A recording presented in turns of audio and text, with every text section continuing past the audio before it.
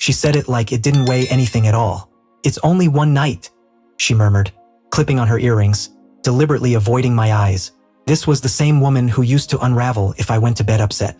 And now my silence barely echoed in the room. 8 years married. Anna, 34, effortlessly beautiful. The kind of woman whose laughter once felt like it could split a bad day open and let light rush in. Lately, that laugh only surfaced when her phone buzzed. I sat on the couch, coat still draped over me, hands clenched together. "Where are you going?" I asked, my voice calm. Too calm. "Out," she said, not looking up. "Girls' reunion. You wouldn't like it. A reunion. On a Tuesday. Dressed like she was the centerpiece of someone else's fantasy. "It's just one night," she said again, like a harmless spell meant to soothe the part of me that still wanted to believe her. And something inside me, something I'd been ignoring for months, finally stood up straight. "Then make this your last night here." Her head snapped up, confusion flashing across her face. "What? You heard me?" I said, steady, stripped of softness. "If that door matters more than the husband sitting in this room, then go.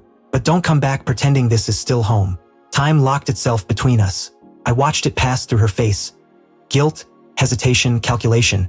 Before freezing into that cool detachment she'd learned so well. She grabbed her purse.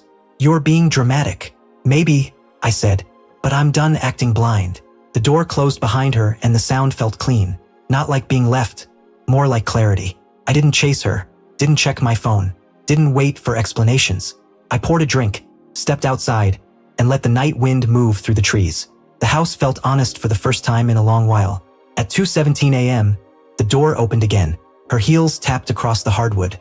She glanced into the living room and froze when she saw me still awake. Glass half full, eyes settled. "You're still up," she whispered. "I thought you might want to pack." Her eyes widened. "Ethan, stop. You're making this into something it's not. It was just a night out." "That's exactly what you said earlier," I replied. She looked away, words tangling. "You don't even know what happened." "I don't need to," I said. "I only know what hasn't been happening. Honesty, respect, effort."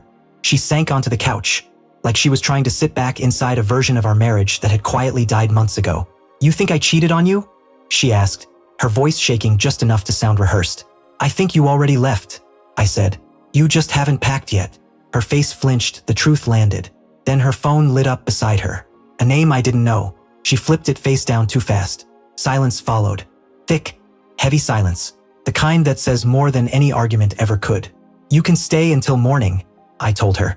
"After that, Adam will come help you move." "Ethan, please." "No. You made a choice tonight. You just didn't expect it to cost anything." Her eyes filled, but I didn't look away. Sadness burns long enough and leaves only truth behind. She slept downstairs. I went up, lay on my side of the bed, and stared at the ceiling. No sleep, but no doubt either. At sunrise, I heard cabinets open, zippers slide, the quiet sounds of an ending. I didn't go down. Some exits don't need witnesses. The front door closed, final, and the air felt lighter. For the first time in years, the house smelled like nothing at all, and nothing smelled better than stale perfume and forced half-smiles. I made black coffee bitter, but real. I didn't text her, didn't block her. I simply deleted her number. There's a strange peace in not chasing closure when someone already gave you the answer by choosing everyone but you. Later, Adam came by, looked at the half-empty living room, and nodded. "You finally did it." "Yeah," I said. "I guess I did." We carried her boxes out one by one, the remains of a life that no longer belonged here. When we finished, he squeezed my shoulder. "You'll be okay." "I already am." And this time it wasn't bravado. It was fact. That evening I drove to the coast and watched the sun bleed into the water. Wind against my face, ending and beginning in the same breath. You don't lose someone in one night. You lose them in small moments. Unanswered calls, thin excuses, laughter meant for someone else's screen. I wasn't angry, just relieved. A week later, she texted, "Can we talk?" I stared at it, and the old instinct to chase stayed quiet. "There's nothing left to say," I typed.